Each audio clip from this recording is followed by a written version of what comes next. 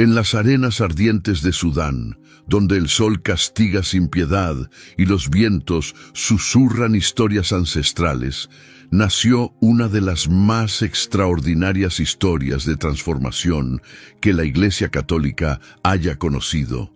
Esta es la historia de una niña que fue arrancada de los brazos de su familia para ser vendida como esclava, y que encontró en las cadenas de su cautiverio el camino hacia la más sublime libertad. Santa Josefina Bakhita, la Madre Morena, como la llamarían con cariño, nos enseña que incluso en la más profunda oscuridad, la luz de Dios puede penetrar y transformar el corazón humano en un jardín de virtudes. Capítulo 1. El secuestro de una inocente. El año era 1878 y el sol apenas comenzaba a asomarse sobre las colinas de Darfur, Sudán. En una pequeña aldea, una niña de 9 años jugaba despreocupadamente cerca de su casa, sin imaginar que ese día cambiaría su vida para siempre.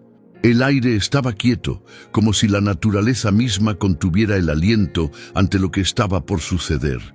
De repente, 2 figuras sombrías emergieron de entre los arbustos. Sus movimientos eran rápidos y precisos, como los de depredadores acechando a su presa. La pequeña no tuvo tiempo de gritar cuando sintió que unas manos ásperas la sujetaban con fuerza. El terror la paralizó de tal manera que incluso olvidó su propio nombre. Los traficantes de esclavos la arrastraron lejos de todo lo que conocía, su familia, su hogar, su identidad. El trauma fue tan profundo que borró de su memoria hasta el nombre que sus padres le habían dado. En un instante, se convirtió en una más de las miles de víctimas del brutal comercio de esclavos que asolaba África.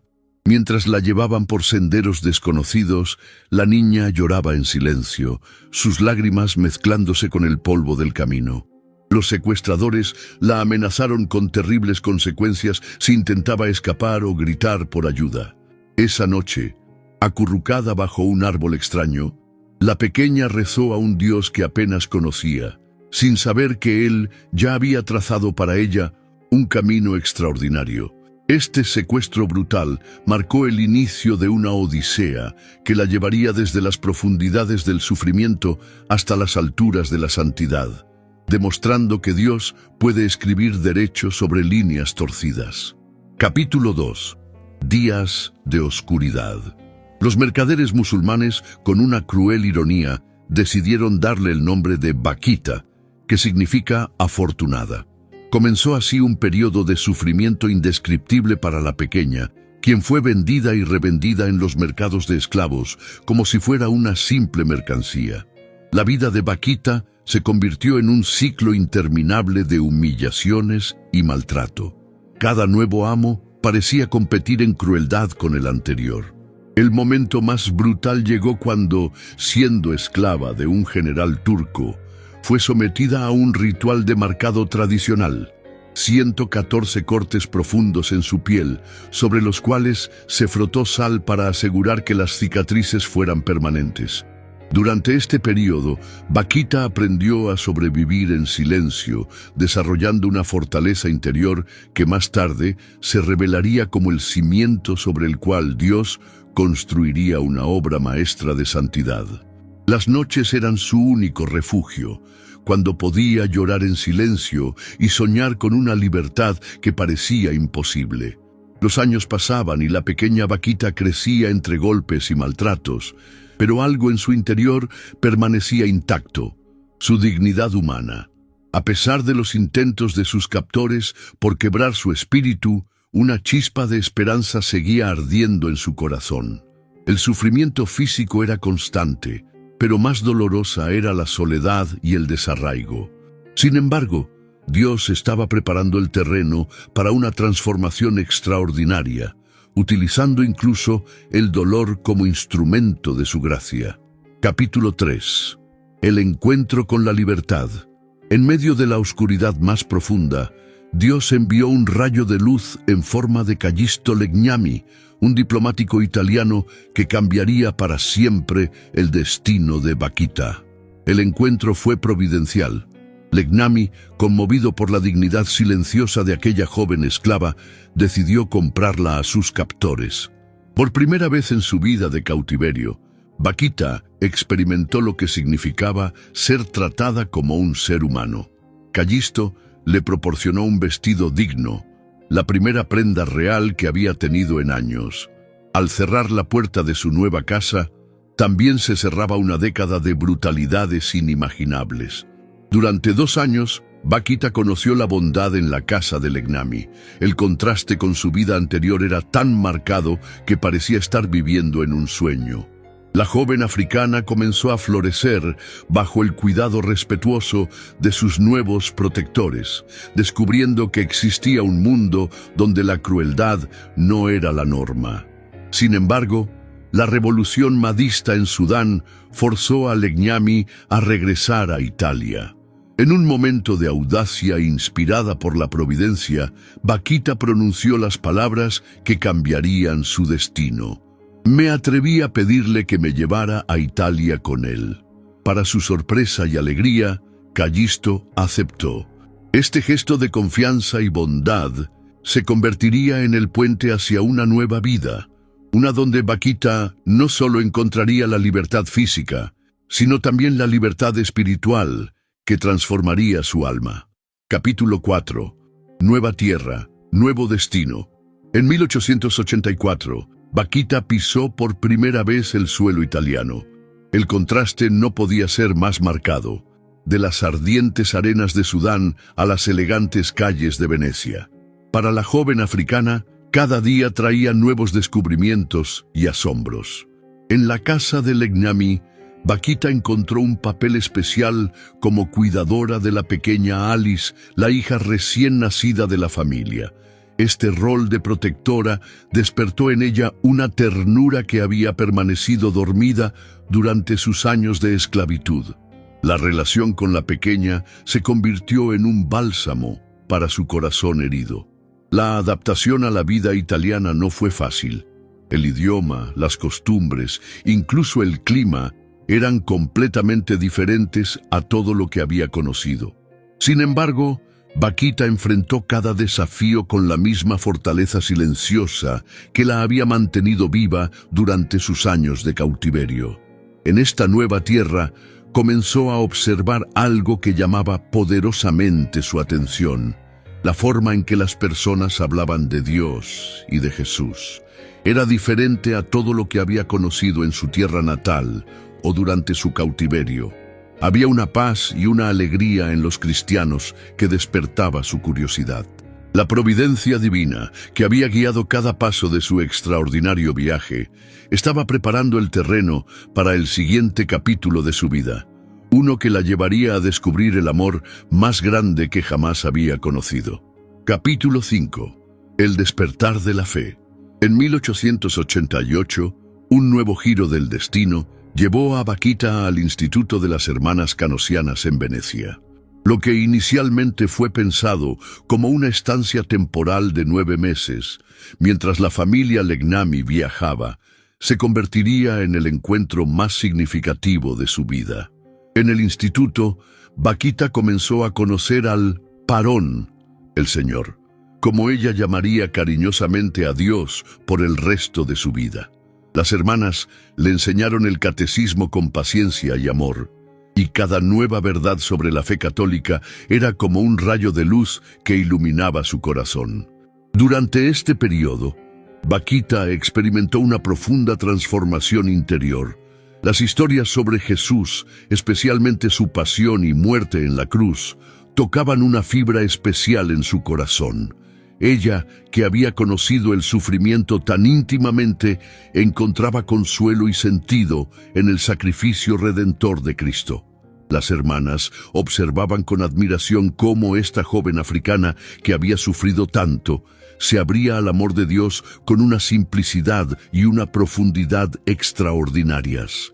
Su fe naciente era como una flor que se abría lentamente bajo el sol de la gracia divina. Los meses de instrucción religiosa fueron revelando a Vaquita una verdad que cambiaría su vida para siempre. Ella no era una esclava, sino una hija amada de Dios. Esta revelación despertó en ella un deseo ardiente de recibir los sacramentos y entregarse completamente a este Dios que la había amado desde siempre. Capítulo 6. El bautismo de la esperanza. El 9 de enero de 1890 marcó un hito en la vida de Vaquita. En la capilla del instituto, rodeada por las hermanas canosianas que la habían guiado en su camino de fe, recibió el sacramento del bautismo. En aquellas aguas bautismales nació Giuseppina Margherita Fortunata, nombres que reflejaban su nueva identidad en Cristo. El momento del bautismo fue de una intensidad espiritual extraordinaria. Vaquita, quien había perdido su nombre original en el trauma del secuestro, recibía ahora un nuevo nombre en la familia de Dios. Las cicatrices de su cuerpo, marcas de su pasado de esclavitud, se transformaban en signos de una historia de redención. En el mismo día, Vaquita recibió también la confirmación y la primera comunión. Cada sacramento era un paso más profundo en su unión con aquel parón que había estado buscándola desde siempre. La alegría que irradiaba su rostro era el testimonio visible de la transformación interior que estaba experimentando. Las hermanas que presenciaron aquel día recordarían siempre la profunda devoción con que Vaquita recibió los sacramentos. Su fe simple pero profunda tocaba los corazones de todos los presentes, revelando la belleza de un alma que había encontrado su verdadero hogar en Dios. Este día marcó no solo su entrada oficial en la Iglesia Católica, sino también el inicio de una nueva etapa en su vida. La antigua esclava era ahora completamente libre, no solo física, sino espiritualmente, y esta libertad la impulsaría hacia una entrega aún más radical. Capítulo 7. La vocación religiosa. 3 años después de su bautismo, a los 24 años, Vaquita sintió el llamado a consagrar su vida completamente a Dios. En 1893, con el corazón lleno de gratitud y amor, ingresó al noviciado de las hermanas canosianas, las mismas que la habían introducido en la fe católica. Los años de formación fueron un tiempo de profundización en su relación con Dios. Vaquita se sumergió en la vida religiosa con la misma determinación silenciosa que la había caracterizado toda su vida. Su humildad y disposición para servir eran un testimonio viviente del amor transformador de Cristo. En 1896, Vaquita profesó sus votos religiosos. La ceremonia fue un momento de profunda emoción para toda la comunidad. Aquella que había sido tratada como una mercancía, se convertía ahora en esposa de Cristo, sellando una alianza de amor eterno con su parón. Durante los siguientes 45 años, Sor Giuseppina Vaquita serviría en el convento de Schio con una fidelidad extraordinaria. Sus tareas como cocinera, sacristana y especialmente como portera se convertirían en oportunidades para irradiar el amor de Dios a todos los que encontraba. Su vida religiosa fue un testimonio constante de que la verdadera grandeza no está en las tareas que se realizan, sino en el amor con que se hacen. Cada pequeño acto de servicio era para ella una oportunidad de agradecer a Dios por haberla liberado y llamado a su servicio. Capítulo 8. La hermana del chocolate. En el convento de Schio, Vaquita se ganó rápidamente el cariño de todos, especialmente de los niños. Su piel oscura, tan diferente a la de los habitantes locales, lejos de ser una barrera, se convirtió en un signo distintivo de su dulzura y bondad. Los pequeños comenzaron a llamarla cariñosamente la hermana chocolate. Este apodo, nacido de la inocencia infantil, capturaba perfectamente la esencia de Vaquita. Como el chocolate, ella llevaba dulzura y alegría a todos los que la encontraban. Su sonrisa radiante y su disposición amable derretían cualquier prejuicio inicial que su apariencia pudiera despertar. Vaquita aprovechaba estos encuentros para compartir su fe de manera simple pero profunda. A los niños les encantaba escuchar sus historias, y ella utilizaba estas oportunidades para hablarles del amor de Dios. Su propia vida era un testimonio viviente de cómo el Señor puede transformar las circunstancias más amargas en dulzura. La gente comenzó a notar que había algo especial en esta hermana africana. Su presencia traía paz y serenidad, y su manera de hablar de Dios, simple y directa, tocaba los corazones. Las personas comenzaron a buscarla para pedirle consejos y oraciones, encontrando en ella una madre espiritual. El contraste entre su pasado de esclavitud y su presente de dulzura y alegría era un testimonio poderoso del poder transformador de la gracia divina. La hermana Chocolate se había convertido en un instrumento de Dios para endulzar la vida de todos los que la rodeaban. Capítulo 9. La portadora de paz. Durante sus largos años de servicio como portera en el convento de Schio, Sor Bakita transformó esta simple tarea en un ministerio extraordinario de consuelo y paz. La puerta del convento se convirtió en un lugar donde las personas encontraban no solo una bienvenida cálida, sino también un oído atento y un corazón comprensivo. Las largas horas en la portería eran para Bakita oportunidades de oración y servicio. Mientras sus manos permanecían ocupadas con las tareas cotidianas, su corazón estaba constantemente en diálogo con su amado Parón. Esta intimidad con Dios se reflejaba en la paz que irradiaba su rostro y en la serenidad que transmitía a todos los visitantes. Durante la Primera Guerra Mundial, su presencia en la portería fue especialmente significativa. Cuando las sirenas de bombardeo sonaban, su calma inquebrantable tranquilizaba a los asustados residentes que buscaban refugio en el convento. «Confíen en el Parón», les decía con su dulce acento, «él no nos abandonará». Los pobres y afligidos encontraban en ella una madre compasiva. Nunca nadie se iba de la puerta sin una palabra de aliento, una oración o al menos una sonrisa que aliviara sus cargas. Su propia experiencia de sufrimiento la había dotado de una capacidad única para consolar a los demás. La gente comenzó a decir que visitar a la hermana portera era como encontrarse con un ángel.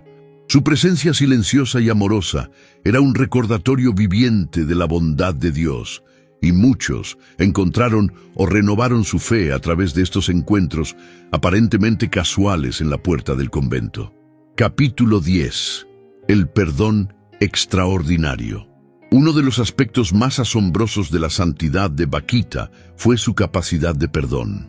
Sus palabras, «Si me encontrara con aquellos negreros que me secuestraron y torturaron, me arrodillaría para besar sus manos», revelan una profundidad de perdón que solo puede venir de Dios. Esta actitud no era una simple resignación ante el sufrimiento pasado, sino una profunda comprensión del misterio de la providencia divina. Bakita veía en su dolorosa historia el camino que Dios había utilizado para llevarla a la fe y a la vida religiosa. Por ello, podía decir con sinceridad que estaba agradecida incluso con aquellos que la habían hecho sufrir. Su testimonio de perdón impactaba profundamente a quienes la escuchaban. En un mundo marcado por el odio y la venganza, sus palabras y actitud eran un signo profético del poder transformador del amor cristiano. Muchas personas encontraron en su ejemplo la fuerza para perdonar sus propias heridas. Las hermanas de su comunidad eran testigos diarios de cómo este perdón se manifestaba en su vida cotidiana. Nunca se quejaba de las incomodidades o dificultades, y siempre tenía una palabra amable incluso para quienes la trataban con prejuicio o desdén debido a su color de piel. Su capacidad de perdón era tan extraordinaria que se convirtió en uno de los aspectos más destacados de su proceso de canonización. Era un testimonio viviente de que el perdón cristiano no es una simple teoría, sino una realidad posible para quienes se abren a la gracia de Dios. Capítulo 11. Los últimos días. Los últimos años de Bakita estuvieron marcados por una enfermedad progresiva que la fue debilitando físicamente. pero que no logró disminuir su alegría interior. La neumonía que finalmente la llevaría a la muerte fue para ella el último paso en su camino de configuración con Cristo sufriente. Durante su enfermedad, el recuerdo de su pasado se mezclaba con la esperanza del cielo. A menudo se la escuchaba murmurar: «Me estoy yendo poco a poco». Cuando le preguntaban si quería ir a África, respondía con una sonrisa: «Sí, pero solo para anunciar a Cristo». Su único deseo era que otros conocieran el amor que había transformado su vida. Las hermanas que la cuidaban durante su enfermedad eran testigos de su paciencia extraordinaria. Incluso en medio del dolor más intenso, mantenía su característica sonrisa y su gratitud hacia Dios. Sus últimos días fueron una lección viviente de cómo enfrentar el sufrimiento con fe y esperanza. El 8 de febrero de 1947, Vaquita entró en la agonía final. Sus últimas palabras fueron de alegría y esperanza. «Qué bella es la señora, qué bella es». Para muchos, estas palabras sugerían una visión de la Virgen María que venía a buscarla. Su muerte fue, como su vida, un testimonio de fe y amor. Todo el convento de Schio y pronto toda la ciudad se conmovió con su partida. La noticia de su muerte se extendió rápidamente y una multitud acudió a su funeral, no para llorar, sino para celebrar la vida de una santa que había transformado el sufrimiento en amor. Capítulo 12. La gloria de los altares. El 1 de octubre del año 2000, en una ceremonia solemne en la plaza de San Pedro, el Papa Juan Pablo II elevó a Josefina Vaquita a la gloria de los altares. Esta canonización no fue solo un reconocimiento de su santidad personal, sino también un poderoso mensaje para la Iglesia y el mundo sobre la dignidad de cada persona humana. La ceremonia de canonización reunió a personas de todo el mundo, incluyendo una numerosa delegación de Sudán. Ver a una antigua esclava africana elevada a la santidad fue un momento de profunda emoción y significado, especialmente para aquellos que continúan luchando contra las formas modernas de esclavitud. En su homilía, el Santo Padre destacó cómo la vida de Vaquita era un testimonio extraordinario de la transformación que la misericordia de Dios puede obrar en el corazón humano. Su camino de la esclavitud a la santidad se convirtió en un símbolo de esperanza para todos los oprimidos. La nueva santa fue presentada como modelo de perdón en un mundo marcado por el odio y la violencia. Su capacidad de perdonar a sus torturadores y ver en su dolorosa historia el plan amoroso de Dios se convirtió en un testimonio poderoso del poder sanador del amor cristiano. Santa Josefina Vaquita se convirtió así en la primera santa sudanesa, un faro de luz para África y para toda la Iglesia universal, demostrando que la santidad no conoce fronteras de raza, cultura o condición social. Capítulo 13. El legado vivo. El legado de Santa Josefina Vaquita continúa vivo y activo en la Iglesia a través de múltiples dimensiones.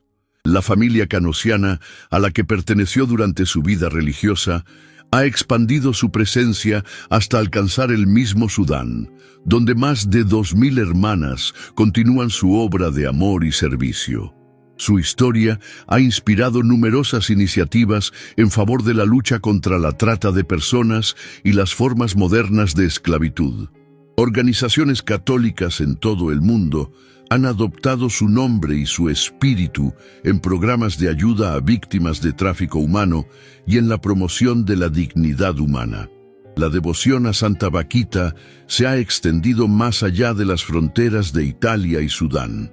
Su intercesión es invocada especialmente por los cautivos, los migrantes y las víctimas de la trata de personas. Su vida es un testimonio de que la esperanza puede florecer incluso en las circunstancias más oscuras. En Schio, donde pasó la mayor parte de su vida religiosa, su tumba se ha convertido en un lugar de peregrinación. Los fieles acuden buscando su intercesión y meditando sobre su extraordinario ejemplo de fe, perdón y amor incondicional. El mensaje de su vida resuena con particular fuerza en nuestros días. Ninguna circunstancia, por dolorosa que sea, está fuera del alcance del amor redentor de Dios. Su historia continúa inspirando a personas de todas las culturas y condiciones a confiar en la providencia divina. Capítulo 14. Oración a Santa Josefina Bakhita amada. Santa Josefina Bakhita, tú que conociste el dolor del cautiverio y encontraste la libertad verdadera en el amor de Cristo, escucha nuestra oración. Intercede por todos aquellos que hoy viven en esclavitud, por los que sufren violencia y explotación, por los que han perdido su identidad y su dignidad. Que tu ejemplo de perdón y amor incondicional les dé esperanza y fortaleza. Ayúdanos a reconocer a Cristo en los que sufren, como tú lo reconociste en medio de tus pruebas. Enséñanos a ser instrumentos de la misericordia de Dios, llevando su luz a los lugares oscuros de nuestro mundo. Que tu confianza inquebrantable en el parón nos inspire a abandonarnos en las manos de la providencia divina, sabiendo que Dios puede transformar el sufrimiento más profundo en gloria eterna. Santa Josefina Bakhita, tú que besarías las manos de quienes te esclavizaron porque te llevaron a Cristo, ayúdanos a perdonar como tú perdonaste, a amar como tú amaste y a servir como tú serviste. Protege a los niños víctimas de la violencia. Consuela a los que han perdido su hogar y su familia, fortalece a los que luchan por la justicia y la dignidad humana. Y cuando llegue nuestra hora final, alcánzanos la gracia de poder decir, como tú, qué bella es la Señora, qué bella es. Mientras pasamos de este mundo al abrazo eterno de nuestro amado Parón. Santa Josefina Bakhita, ruega por nosotros. Amén.